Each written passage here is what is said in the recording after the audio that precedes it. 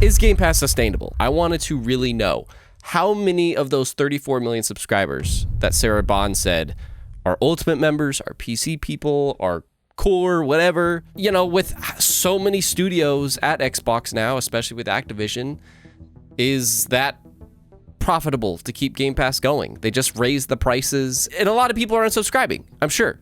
Like, that's what happened to Netflix, that's what happened to Disney, that's what happened to PlayStation. All the 2 or 3 dozen articles and references and sources that I came across while looking into this over, seriously, I'm not exaggerating when I say 5 hours. You could find that description. That's not a plugin. I'm just going to share my results with you. And a lot of you were wanting to see my results to this, and a lot of people are probably going to bash me on this. And I keep on debating how to put this out. I am just going to share with you what I found. I wanted to put together this timeline to help just rationalize what I'm building up to here. So you can take a look at that. The important notes, I would say, is to think about the fact that apparently Starfield really boosted Game Pass subs.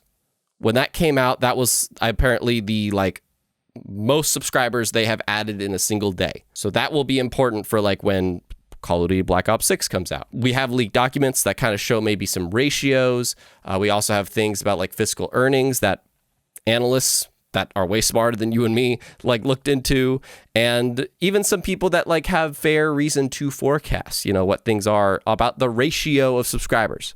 How many are core? How many are standard? How many are PC Ultimate? I can't believe standard is a thing now. That 34 million statement from Sarah Bond really confused me until I gathered all this, and here's what I came up with. So basically in 2022, we learned that Xbox Live, aka core subscribers, are probably around 35%. That was in 2022. We don't know if that sticks, but let's just use that. These are all going to be numbers that we have to hypothetically go with that makes sense when I did the math.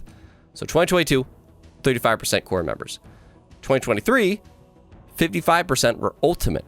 Now that does not surprise me at all, because I even asked you guys in a community poll, and it was pretty much all or nothing. Barely anybody voted for those middle options. It was pretty much, I'm not into it or I am into it. So 55% makes sense. That means if we put those two together, that leaves 10% roughly that are that PC standard area, which again, that poll kind of shows. If we go off Sarah Bond's 34 million at the start of the year, that means there's roughly close to 19 million Ultimate, near 8 million standard or PC people, and just over 7 million core members.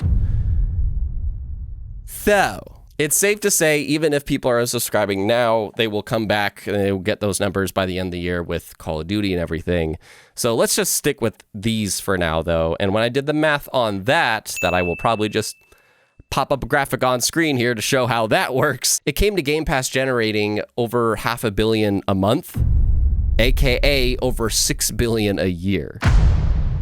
That's a lot. I would say that's kind of on the higher end of things, because if we even just simplified it to, Sarah Bond's 34 million subs, let's just say averagely that generates $10 a month from each subscriber. Very fair, FYI. And that would mean it's a bit over $4 billion a year. And if we average that out, then it's around $5 billion. So it's somewhere in the ballpark. Low end 4, high end 6. Somewhere in the ballpark, that's how much Xbox Game Pass makes every year. So that's a lot. And even when we break down, off the top of my head, I just was like, there's no way the expenses add up to even that. Even the 4 billion end. Maybe after overhead costs and employee benefits and everything, sure. But I did look into this site that basically shows, again, very reasonable, that game developer salaries, they're $30 an hour to $100 an hour if they work 8 hours a day, usually 20 days a month, and then the project lasts for 5 years. Horizon Forbidden West was my perfect example here. That was a game that had hundreds of staff.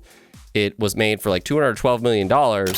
And when I used the formula and everything, it actually lined up pretty perfectly. Their salaries were averagely around $73 an hour, and everything lined up. There are projects like Pentiment that was a small 12 or 13 people team that they developed over 3 years.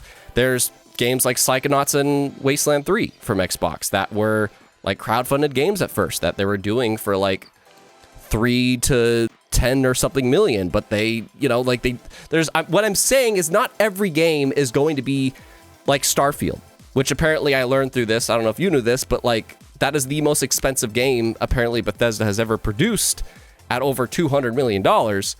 And that was before marketing and before they launched it. So it's actually probably more like 300 or 400 million if you include marketing. So that is like top end expensive. Not every game is going to be that. There are still the small scale ones like Hellblade 2, which was probably around like 100 million based off like how much the first game costed and how much they scaled up. I am being very over prepared, I guess is the way I'll put this. That still equals just over, I think, like $1.3 billion.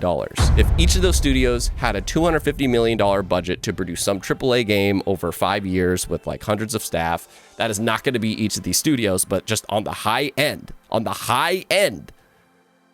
yeah. But the other factor I didn't know is how much Game Pass costs to get third-party stuff on. Like I tried to figure that out the last time I did this back in 2022, but there just wasn't enough really information to be as pinpoint. But luckily Phil Spencer said, yeah, we spend over $1 billion every year, like EA Play, third-party day ones, indie games, AA's, exclusives. And that was really interesting to learn because that's the part of Game Pass that's always been a mystery. We did get an idea though when we got like FTC document leaks and how much they were willing to propose for games like Star Wars Jedi Survivor and Assassin's Creed and Suicide Squad. Even if we rose both of those to just even out 1.5 evenly, and again, those are very on the high end of things.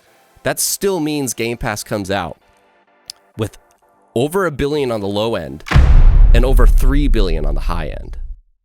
And this is the part of the video where I don't know where to go because I spent so many hours looking into this just to find this answer. And not to mention too that Phil Spencer said like Game Pass is only 10 or 15% of their game and content revenue. There's still a whole other 90 to 85%, aka more than 4 or 5 times what Game Pass is making. Game Pass I've always thought of is that tool for Xbox to get people just into their marketplace to, again, make 5 times as much as Game Pass does. But Game Pass, it kind of just helps fund all these studios that they have. And that's kind of what I've always wanted most. But why did I get so obsessive over this? What I came to realize is that Game Pass has changed me. Yes! Good luck, Agent. Yes! Yes! Oh my God, 2025 is gonna be so fucking crazy. Previously, I was only into playing like 3 to 4 games a year. And that pretty much equals out to what Game Pass is now. It would be 3 or 4 very AAA games full price a year. And that's what, you know, Ultimate is. But what Game Pass managed to do is make me become an Xbox fan. I started caring about indies, and I actually wanted to learn a lot more about other studios that had nothing to do with IP I love, like Kingdom Hearts and Halo. And for that, I'm really grateful to what Game Pass is. And I think that's why I just want to know if it's going to stick around. A lot of you guys brought up that, you know, at the end of the day, it's not really about just making money. It's about growth. Microsoft is a really, it's the biggest company in the world. I don't know, is it?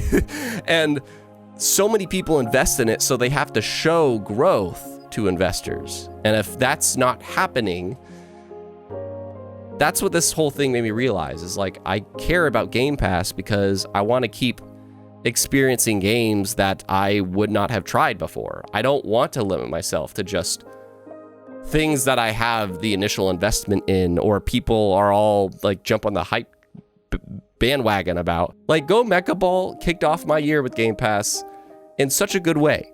A game that I probably never would have bought or played, but I got to because I had Game Pass. So I wanted to continue. I think it's also helped me like wanting to stay in tune with the industry You know, like I really follow what Xbox does because if they invest in anything big, like buying a studio or a publisher, then I know I should be getting that day one. That's just one of the many examples. Like I'm still curious what everybody else is doing, but I think Game Pass really helped shape that in me. Game Pass kind of helped make me more aware of video games, you know, just more aware of what's out there in the indie scene and the AA scene and exclusives and the making ofs and the deals. And I don't think I would have been as into that stuff if it wasn't for Game Pass. So I don't know. I hope to talk more of that stuff with you soon because there's always something. And I hope this research helped satisfy your craving if you had any. I will see you soon for more speculation, especially kind of a big announcement that stay tuned for.